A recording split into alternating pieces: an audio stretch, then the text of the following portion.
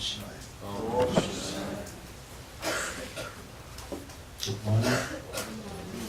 So today I continue a little bit the topic of Jyotish, or Vedic Astrology. So yesterday we had an introduction. So just to summarize a little bit, the planets, according to the Vedic rishis, planets are the agents by which the law of karma operates. So the planets are just the effect of our past karma into this life. So by analyzing the position of the planets at the time of birth of a person, we can know what kind of karmas we bring from a past life into this life. What's going to be the effect of those karmas into this life. And as we know, karma has three kind of fruits. One is the kind of body that you get, the characteristic of your body, then the longevity of the body that you get, and then all the kind of experiences that you get in life, different realms, and then there are different areas in the sky that represent the different realms of life. Now today I want to focus more on the health aspect, what we call medical astrology, which is a very important topic, and many of you are interested in healing or healers, therapists, and there is a very close link between Jyotish and Ayurveda. From the traditional ancient time, the Ayurvedic doctors always work together with astrologers. Either they were astrologers themselves, or they will work together with an astrologer, because this is also a part of the karma that we bring into this life.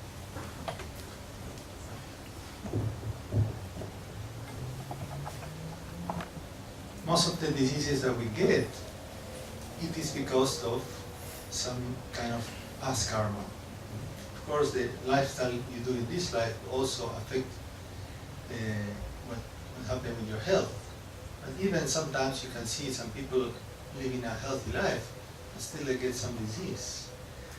So this is because we carry certain propensities in our karma.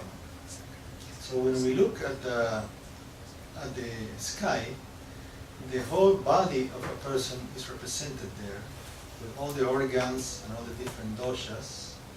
So I'm going to use some Ayurvedic terms. I don't know how many people here have heard a little bit about Ayurveda. Have heard some? So how many people know what are the three doshas, Vata, Pitta, and Kapha? How many people never heard those concepts before? Vata, Pitta, Kapha. Okay. So, first of all, we have the planets themselves. They rule, they govern different functions of the body and of the mind. For example, the sun is the ruler of our vitality. Our main planet is the main planet for health is the sun. But specifically also the sun rules the sight, the eyes.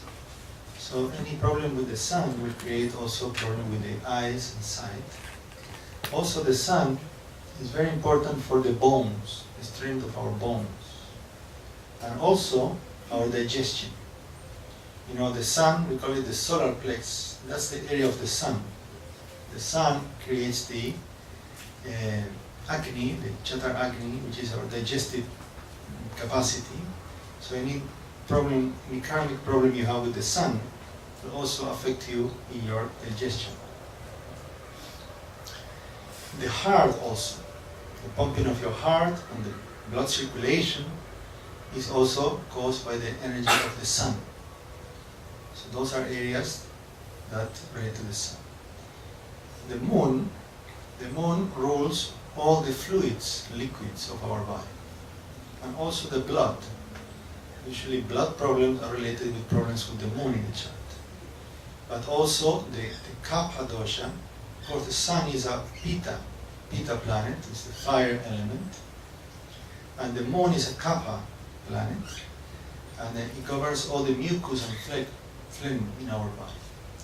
So if you have certain problems with the moon, you can have excess of mucus, like sinusitis and things like that, and respiratory problems caused by clogging on your mucus are ruled by the moon. Also, the moon rules the chest area, and especially in women, the breast and breastfeeding, because the moon is the mother, it's the divine mother. It's the moon. The moon is Parvati. There is a close relationship between the planet and the deities. So each planet has a presiding deity. So there's a very close link between the planet and the deity. So the deity of the moon is Mother Parvati, which is the mother of everything, the mother of all beings. So the motherhood in humans is represented by the breast, breastfeeding and milk. So all this is related to the moon. So if there is any health issue with this area of the body, it will be reflected in the position of the moon in the chart. And also the mind is the moon is our emotional mind. So all kind of problems with our emotions and our state of mind have to do with the moon. For example, if you are over-emotional, if you are unstable emotional, if you go to depression, fears, and these kind of things, this is related with the affliction to the moon in the chart. And this is very interesting because there is also ways to enhance and to heal or to balance those planets by the astrological remedies and spiritual remedies, and yoga sadhana and mantras and so on. Once we can identify what a planetary energy that is deranged in our birth chart, we can also work with it or help it with different kind of practices. And then we have Mars. So Mars represents energy that rules our muscles, our physical capacity, our athletic capacity, and also is a very Pitta, is a very strong fire planet, and also has an influence in the digestion because of the Agni. But Mars also will always be related to anything that is cutting and wounds. For example, if you have to go to surgery, or if you hurt a part of your body, if you have an accident or you get burned, always Mars is involved in that. It creates burning, cutting, and things like that.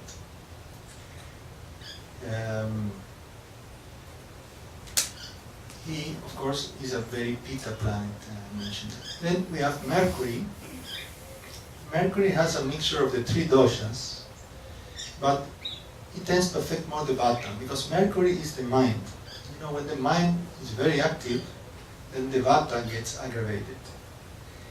So when you do intellectual activity, increases the Vata dosha. For example, let's say you work in a computer for some time, then you are exercising a lot to your intellect, to your Mercury, then you're going to get some Vata, air element, aggravated. Mercury also has an earth element, it's important. So he has actually the three doshas, but the excess of mental activity leads to derangement of Vata dosha. And also he represents the skin, he rules over the skin. Skin problems can be caused by Mercury. Also the nervous system, the brain and the nervous system, because the intellect also has a relationship to our brain and to our communication. Mercury also is communication, your speech. For example, people who have difficulty to speak, like stunting or difficult, this is caused by Mercury. And any difficulty in communication is related also with the nervous system. So Mercury rules over the nervous system too. Then Jupiter, who's the guru, he rules the ether element, and the ether is related with sound and hearing. So he rules over hearing, your ears. If you have a debilitated problem with debilitated Jupiter in the chart, then you can have some problem in the ears or hearing, very common. And then also Jupiter is a Kapha planet. He's a big, one of the deities related with Jupiter is Ganesha. You can see Ganesha is always, has a big belly. He's a Kapha. He likes yellow color, which is the color of Jupiter. And also Jupiter relates to all the metabolism of fat and sugar in the body. So everything that has to do with fat and sugar is related with Jupiter. So there are diseases like, for example, deficit in the sugar level, like diabetes or excess or lack, too high or too low sugar, diabetic conditions. All this is ruled by Jupiter. And also either like you become too fat, or you have a difficulty to gain weight, too much or too little fat. Also, it's Jupiter related to that. And also the liver is ruled by Jupiter because it metabolizes fat and sugar. So those are functions of Jupiter. Then Venus. Venus is the Shukran, is the sexual energy, and rules over the sexual and urinary system. So everything about your kidneys, bladder, your reproductive organs, is ruled by Venus. So any affliction in the Venus in the chart will create a weakness or a propensity to have disease in those organs. And Saturn. So Saturn is in general a significator of disease because he represents our difficult karmas. He represents our tapas in this life, things that we have to bear and are difficult. And he's a very vata planet, air. He has a lot of air, and he especially affects you on your joints. When you have a problem with Saturn, you have a lot of joint problems, like rheumatism, for example. It's a typical disease related with Saturn. And any kind of arthritis or problem, pain in the joints, pain in the knees, especially the knees also, ruled by Saturn. Also, being too nervous, when a person has a very high vata and cannot stay quiet and cannot focus, and this also is a Saturn problem. And in general, vata derangements can be Saturn. Getting too much cold, getting too thin also. Somebody is emaciated, very weak, very thin. That's a Saturn. The representation of Saturn, when they draw the image of Saturn, is a very thin person. All the bones are showing out like that.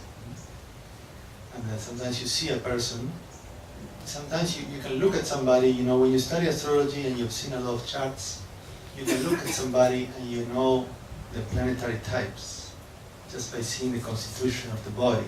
For example, people who have a very strong moon, they have a round face, like a full moon. They have a nice smile, they're always smiling, they're always choppy, they have a good belly also, and they're happy. Because they have a strong moon. People with strong Jupiter, usually, they tend to have a big belly. And you can see their attitude. They're always wise, they're always giving advice, they're always know a lot of topics and so on. But they're always big. And people who have, you can see even many gurus, like many gurus have big bellies. And even Sivananda, you can see he was big. It's a strong energy of Jupiter, some Vishnu also, and Krishna Darshan, you can see also, strong Jupiter. They do a lot of this Jupiter kind of work in the life. You have to have a strong Jupiter for that. So you have its planetary types in our constitution. And you see, if you have a strong Jupiter, whatever planet is very strong in your chart, it will create an increase on that dosha, on that Ayurvedic constitution. So you might be more Vata, Pitta, Kapha. So basically you can see your Prakriti. Prakriti means your Ayurvedic constitution, how much Vata, Pitta, Kapha you have from the birth chart. That's why it's a great diagnostic tool to know the constitution, but also you can see your Vikriti. Vikriti means when your constitution gets changed and certain doshas get aggravated, and also according to the periods of time it changes. For example, we go to different planetary periods in our life. There is a cycle of 120 years where all the planets give you their full effect. This is called the Vimshottari Mahadasha. So, for example, some people are born during the moon period. Some people are born during the Saturn period. So like that you can calculate what's the period that you are born at. And then from there is a succession of planetary periods. Now when you enter the period of a particular planet, that dosha becomes increased. So let's say when you enter the Saturn period of your life, you get more vata. And you might have you might have some vata derangements and vata diseases during that time. But especially if Saturn is a difficult planet in your chart, let's say if you are born with a difficult placement of Saturn, maybe for many years you don't have problem. One day you enter your Saturn period, and then all the problems related to that Saturn manifest in your experience. It means the karma, you get the experience of the fruit of these karmas. So like that, you can assess the constitution of a person, but also when the doshas can be aggravated, or when the different parts of the body can be more vulnerable and certain disease might arise. You can actually predict when a person is going to get sick or healthy, and in what part of the body, and what is going to be the dosha that is going to cause. This is already there when you are born. I know it's hard to take, because many people think, oh no, if everything depends on what I do, but of course it depends what you do, but you've been doing a lot in the past. In past life you did a lot of things, and you have created very strong karmas, and those karmas are already in motion in this life. And sometimes you're going to go to these experiences, you like it or not. But of course your lifestyle will have a very important say also, because you can counteract if you create the opposite kind of energy. And say if you have a certain weakness in the chart and you recognize it, you can do the opposite work. You can create the opposite samskara, the opposite karma, the opposite tendency. This is a teaching in Raja Yoga, very important. Pratipaksha Bhavana, teaching in the Yoga Sutras. So all the negative tendencies, the negative thoughts or samskaras can be overcome by concentrating on their opposites. So in that sense, astrology can be very helpful, because if you recognize what are your difficult planets and so, you can work to create the opposite. Then you create opposite force in your life, and eventually when this force becomes strong enough, it will counteract, it will overpower the older force. Sometimes the older samskara, the negative samskara, can be very powerful. It can take a lot of work and a lot of effort, a lot of sadhana to overcome. But it is possible to overcome. But it is a hard work you have to do. And then most important, you have to recognize, you have to be aware of those samskaras that you want to change, to create an opposite force. So then we have the nodes of the moon, Rahu and Ketu, and they operate more in our psychological level. Rahu is those are the eclipses. They are the shadow planets. They represent the shadow of our mind, our fears. Especially Rahu is related with our fear. Everything that is conflicting in our mind, and Rahu is always behind all kind of addictions. Like people who have addiction to drugs or alcohol or any kind of addiction, usually Rahu is related to that. Because Rahu creates a compulsive desire, a very strong desire in the subconscious mind that drives you to do something and you don't know why. But this is because of strong desires from past life. that they are in your subconscious mind, and then they drive you in that direction. So it's very important to watch Rahu, because then you can see what are your propensities to get out of control. In which area, in which way you might lose your control. You might have very compulsive desires there. You have to really watch them carefully. And Ketu is more our rejections. It's something that we don't want, that we reject. So Rahu is what we are very attracted to subconsciously. Ketu is what we are rejecting subconsciously. And Rahu creates ruptures in our life. Sometimes you quit things, you break things.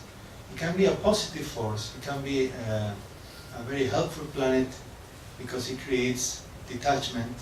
It creates a sense of renunciation. It creates a desire for moksha. So Ketu is a moksha karaka, or the moksha planet, because he will cut you from everything. He's a planet of neti. This is not, this is not, this is not. I don't want that, I don't want that. He doesn't like anything. See? So finally he will give up everything and take you to moksha. That's the higher aspect of Ketu. But, you know, Ketu also, if you are very mature spiritually, then Ketu will operate like that. You become a sadhu, renunciate. But if you are not reached that stage, you may still have a lot of attachments, and then Ketu will create a lot of conflict with your attachment and will cut things violently, and also can create things like accidents, cutting of parts of your body, even the loss of a part of your body, and so can be related to Ketu. Then, the body is also represented in the sky in the different signs. We have the 12 rashis, the 12 constellations, Aries, Taurus, and so each of them represents one part of our body. And also the astrological houses. The houses are the placements in the sky related to the position of the earth. So for example, at this moment, if you look at the east, there will be a constellation that is rising. That constellation that is rising, this is called the first house, or the ascendant. Right? Then the one that will rise next, the one that is right below the horizon, that's the second house. Because that's going to rise after. See? As the earth moves, all these constellations will rise in the east and set in the west. Some will be on top, some will be under the earth, and like that they move. So the different places in the sky in relationship to the earth, those are called the different houses. So each of these houses represents one part of our body.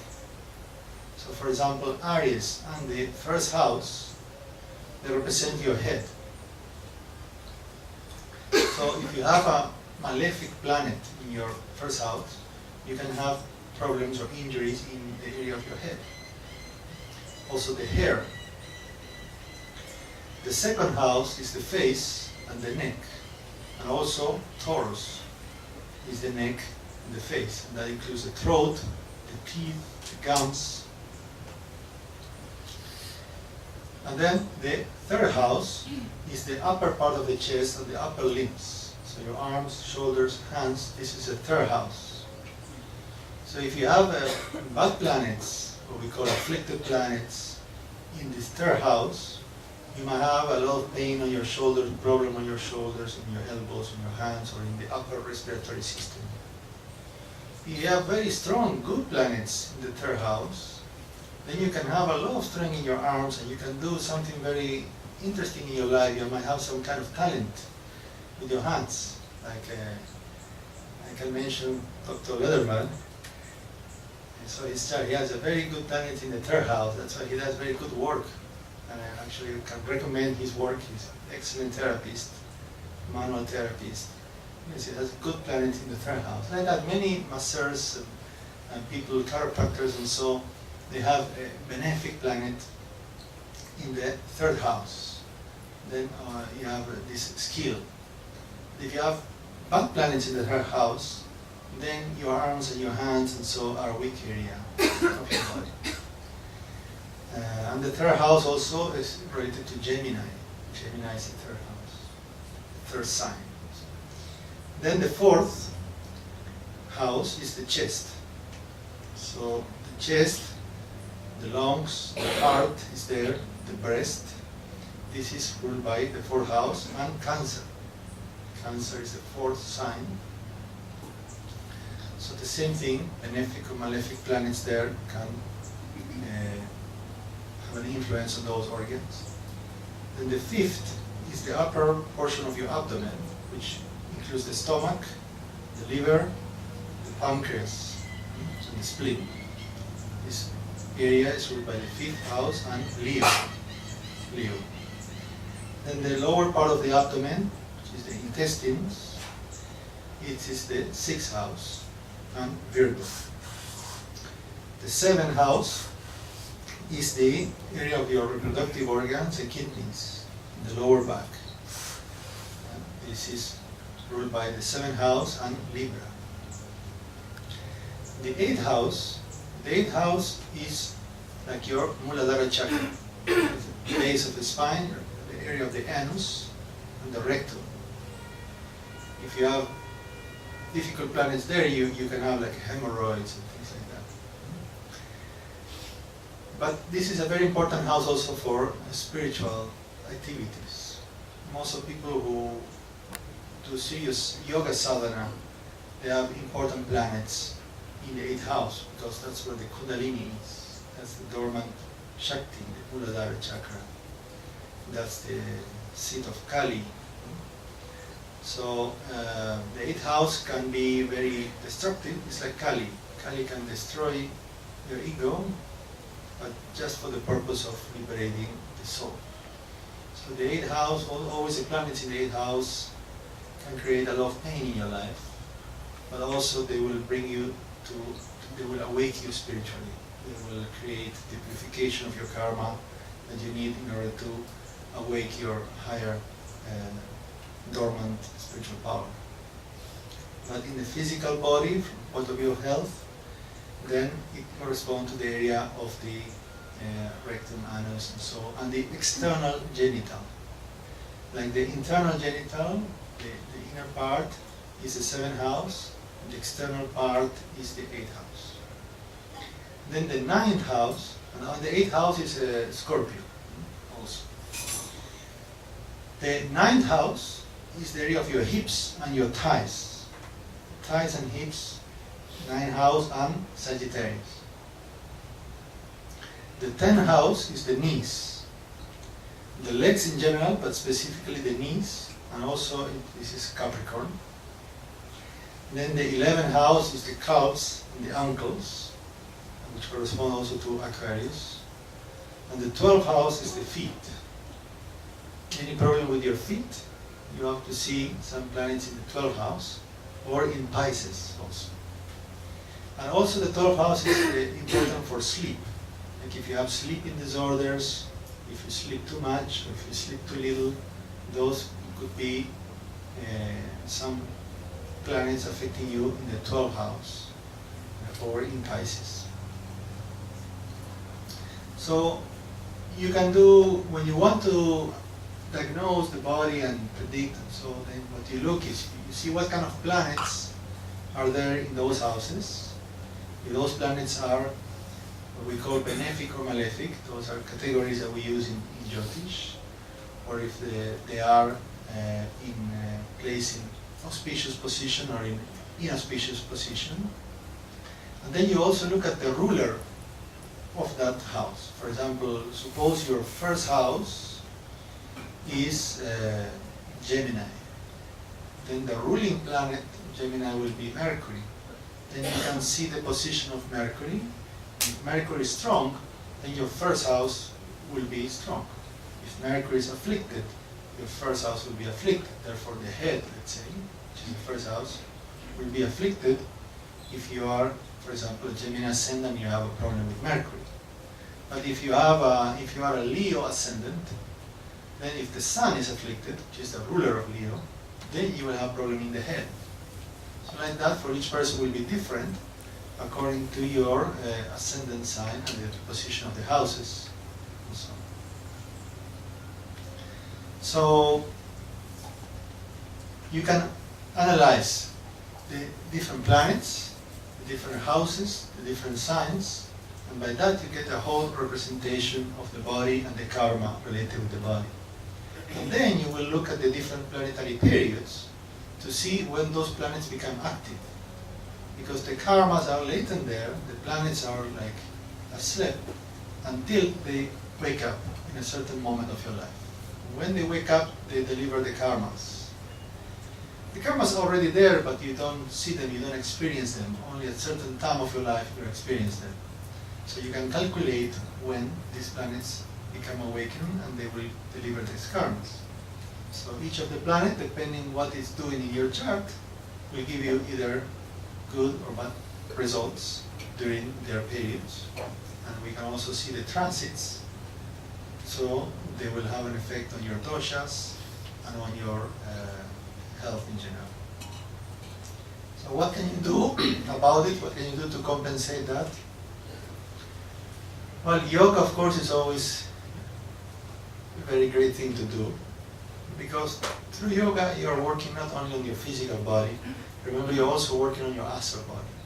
Yoga is helping you to harmonize your energies, especially if you do a holistic yoga, a combination of asana, pranayama, mantra, karma yoga, bhakti yoga, jnana yoga. This combination is really helping you to harmonize all these energies, all these elements in your astral body, and you can do a lot of healing just through that. But then you might find specific things to do for certain conditions. Like I mentioned yesterday, there are different kind of remedies. There is color therapy, there is gem therapy, there is mantras specific for certain planetary conditions. In some cases, if a planet is very, very afflicted, if there is a very heavy problem there, then it is recommended to do a particular puja, a particular yajna, ritual, where you're going to find a connection to the deity, to the planet. The planet is, remember, is Ishvara, it's God. The planets are instruments, they are manifestations of the divine power. So when you have a problem, you have to pray to God. You have to ask God to help you. So there are specific rituals that are done to pacify the different planets. So when the karma is heavy, this is very important to do these rituals. This is prescribed in all the scriptures. And sometimes when I see the chart of somebody having a problem like that, I send them to Krishna Darshan.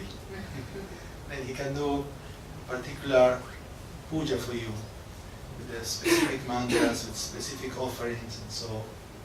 And then that will help you to establish a connection to this planet, to get the blessing to help you to overcome the karmas, to heal those areas of your chart. So also there are donations. Sometimes you need to donate something. For example, if you have a problem with Jupiter, you need to donate to the guru, or donate to a spiritual institution, to the ashram. So if you have a problem with Saturn, you need to donate to the poor people, to the suffering, to the hunger. You can, go and feed the people that are homeless and starving. So that's a very powerful remedy for Saturn. If you have a problem with Venus, maybe you need to help young girls or young women. Maybe you can do charity for, single mothers or abused women or something like that. So like that, there are specific charities or ways to create good karma and cancel negative karmas by doing certain actions, certain charities to specific kind of people or specific objects in this life.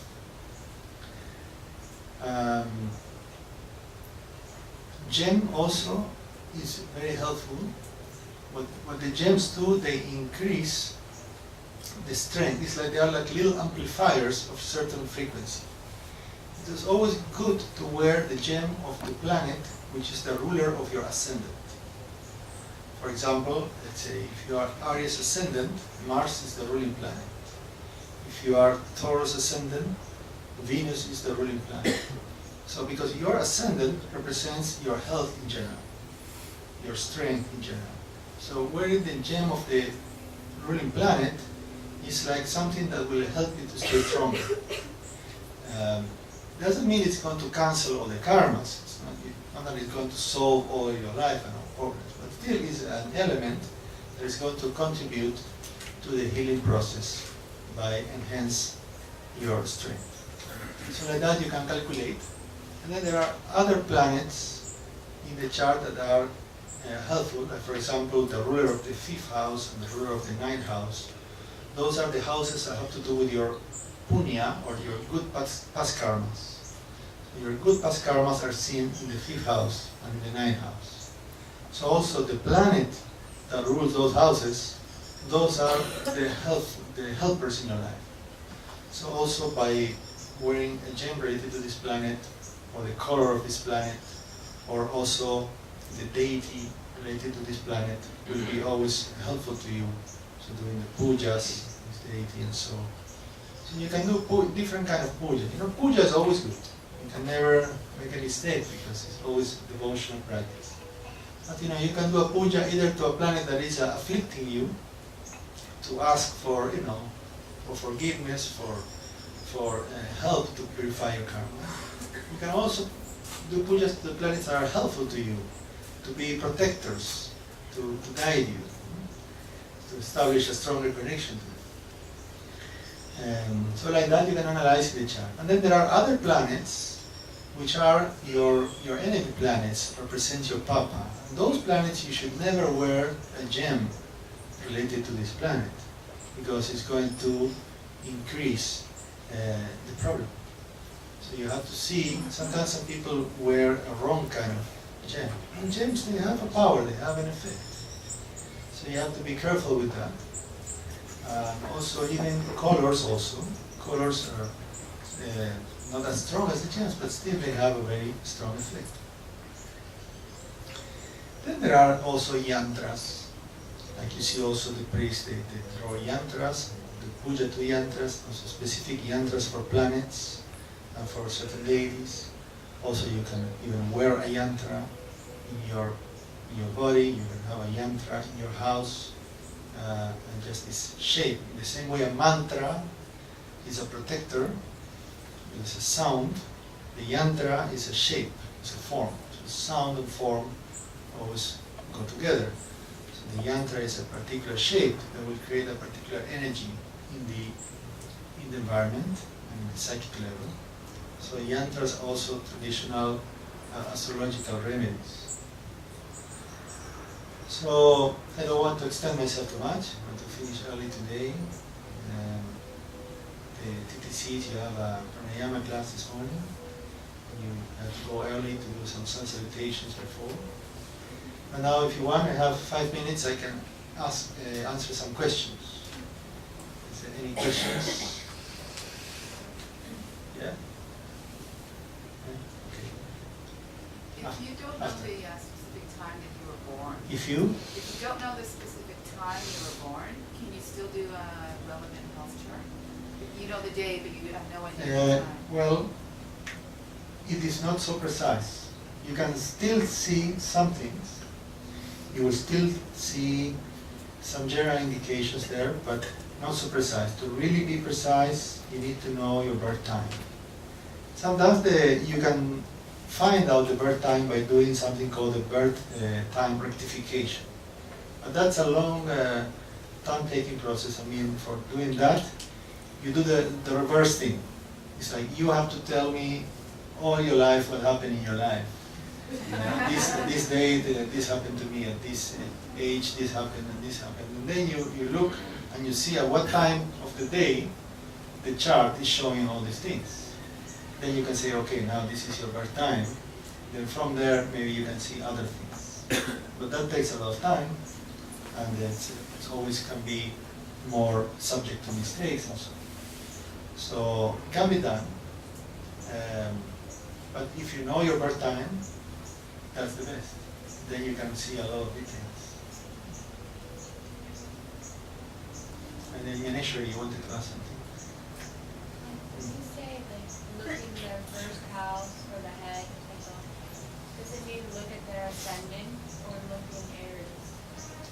Both, but basically, most important, the ascendant, the house.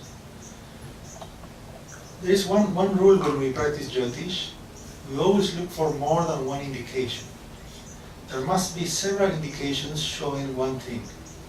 Because, for example, you can have a good planet here, a bad planet there, another good here, another there. They are very mixed situation. Then you cannot get a conclusion there. But when you see there are many things in the chart that are indicating something, then you know that this is a very important karma. There are classification of karma. There are many classifications of karma. Like, you know, we have Sanchita, Agami, Prarabdha. There are different karmas. But one of the classifications is it's called Drida, Adrida, and Drida, Adrida. Drida means that it's fixed. Means you cannot change it, or it will be extremely difficult to change it. And there is Adrida, means it will be very easy to change, because there are many factors there. And then there is a mixed situation, Drida, half. So the more things you see in the chart that are telling the same thing, the more difficult it will be this karma to change. Either the good one or the bad one. You will have to do a tremendous effort to change it. I mean, everything is possible, but it will be extremely difficult. And then sometimes you see one little bad thing in the chart. Oh, maybe you have a weak planet here, you have a little planet there. But then there are so many other good things that are supporting that. And then you can say, okay, maybe you have a little problem in your life, but you can solve it very easy also. Something will happen, you do, and you will solve it very quickly. Like that, that's the opposite situation. And then there is an intermediate situation. So like that, we look at many factors to arrive to a conclusion. Yeah. What's the gem for the good karma, the fifth planet? The gem for? The fifth planet for good karma enhancing. Yeah. Well, you have to see in the chart, you have to see which is the ascendant sign. And then from there, you count the fifth. So for example, if the ascendant is Aries, the fifth is Leo. Then the ruling planet of Leo is the sun. The gem for the sun is the ruby. Like if your ascendant is Taurus, then the fifth will be Virgo. The ruling planet is Mercury, and the gem is the emerald. So like that, there is a particular gem for a particular planet. You count. So always the gem of the ruler of your ascendant is safe and is good. For other kind of gems, you have to know astrologer, you have to go to an astrologer and see, because there are sometimes, some planet can be having a double effect. It might be ruling of a good house and a bad house, and then it might give you double effects. And also you have to know something about Ayurveda, because the gems also increase very much the doshas. So for example, if you wear a gem for Mars, which is for example a coral, if you wear coral, it's going to increase your pitta, your fire. If you wear a ruby also, it's going to increase your pitta. If you go to classical Ayurvedic doctors, they give you gems to wear also, just to influence your doshas. But suppose you have a pitta problem, you don't want to wear the gem. So you need to understand also something about the principles of Ayurveda to make sure you are not exaggerating any of the doshas with the gems. Any other question?